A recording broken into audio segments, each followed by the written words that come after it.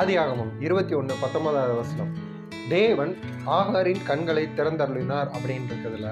இந்த சம்பவம் நம்மளுக்கு தெரியும். ஆபிரகாமாலையோ சாராளாலையோ ஆகார் துரத்தி விடப்படுறாங்க. வனாந்திரத்துல தண்ணிக்காக கஷ்டப்பட்டுக்கிட்டு இருக்கிறாங்க. கண் முன்னாடி பிள்ளை சாக போகுதே அப்படின்னு சொல்லி கலங்குகிற நேரத்துலதான் தேவன் ஆகார் கூட பேசுகிறார். பேசி கண்ணை திறக்கிறாரு. நம்மளுடைய சூழ்நிலை இப்படிதாங்க இருக்குது. ஒரு சில கிரிட்டிக்கலான சுச்சுவேஷன்ல தேவையான காரியம் நம்ம கண்ணு முன்னாடி தான் இருக்கும். ஆனா அந்த தேவையை எண்ணி நம்ம கலங்கும் பொழுது, திகைக்கும் பொழுது நம்ம படுற கவலை தான் நம்மளுக்கு தேவையா இருக்கிற அந்த நன்மை கண் முன்னாடி இருந்தாலும் அது மறைக்கப்பட்ட நிலைமையில இருக்குது. இந்நேரம் தான் தேவன் நம்மளுடைய கண்களை திறந்தருளார். எப்படின்னா வேதத்துல இருக்கிற வார்த்தையின் மூலம் தான்.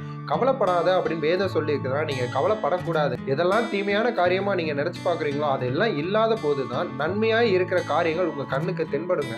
நன்மை உங்க கூட தான் இருக்குது, உங்க முன்னாடி தான் இருக்குது. நீங்க படுற கவலை தான் அதை மறைக்குது. கவலைப்படாதீங்க.